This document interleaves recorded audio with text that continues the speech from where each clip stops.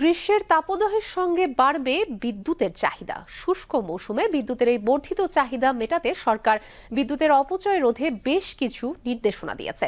অনুরোধ করা হয়েছে 25°C বা তার বেশি তাপমাত্রায় এসি ব্যবহারের পাশাপাশি আহ্বান জানানো হয়েছে বিদ্যুৎ ব্যবহারে সাশ্রয়ী হওয়ার। বিস্তারিত শবনা স্মৃতির প্রতিবেদনে। গত 1.5 দশকে বিদ্যুৎ খাতে হরিলুট হয়েছে।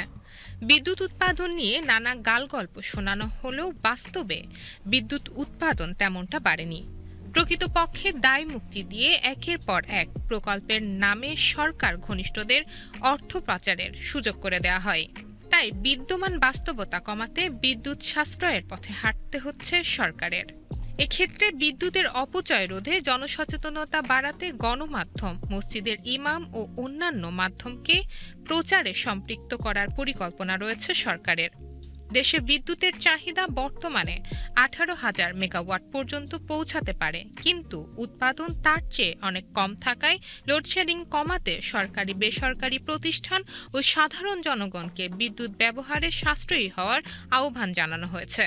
25 যদি এসি রাখতে হয়, অবশ্যই সেটাকে আমরা মেনে চলবো। এতে যদি বিদ্যুৎ সাশ্রয়ী হয়, সবাই যদি বিদ্যুৎ পায়, আমাদের তো কোনো সমস্যা নেই। কারেন্ট খুব একটা জরুরি জিনিস, যে আমি অপচয় করছি, নেক্সট ডে এটা আমি নাও পেতে পারি। সো এর জন্য আমরা সবসময়, যেহেতু আমরা সকালে বের হয়ে যাই, তো আমরা বের হওয়ার আগে অবশ্যই সব কিছু চেক করি যে আমি বাসায় সব কিছু অফ করেছি আর করিনি।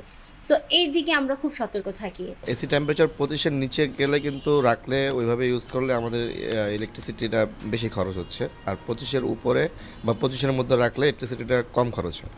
তো ওইখান থেকেও আমরা ওই হিসাব করে 25-এর মধ্যেই রাখি সবসময়। বিদ্যুৎ, জ্বালানি ও খনিজ সম্পদ মন্ত্রণালয়ের তথ্য অনুযায়ী আসন্ন রমজান ও গরমের সময় বিদ্যুতের ঘাটতি হতে পারে 700 থেকে 1400 মেগাওয়াট পর্যন্ত। এই পরিস্থিতি সামাল দিতে বিদ্যুৎ সাশ্রয়ের পরামর্শ দিয়েছে সরকার।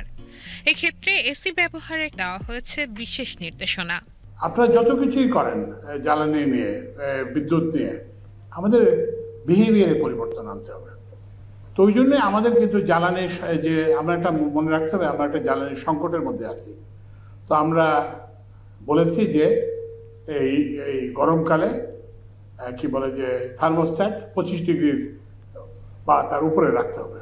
আপনারা দেখছেন এটা তো কোয়াইট কমফোর্টেবল টেম্পারেচার। আমাদের যে জ্বালানি এবং বিদ্যুতের যে সংকট, সেটা থেকে উত্তরণের প্রধান উপায় হচ্ছে আমাদের আচরণগত পরিবর্তন করা। এবং এইভাবে যদি আমরা সবাই করি, তাহলে আমরা কিন্তু রমজানে কোনো লোডশেডিং হবে না, এবং আগামী গরমকালেও কোনো লোডশেডিং হবে না। বিদ্যুৎ বিভাগ বলছে, সামনের দিনগুলোতে বিদ্যুৎ সাশ্রয়ে সকলকে সচেতন হতে হবে।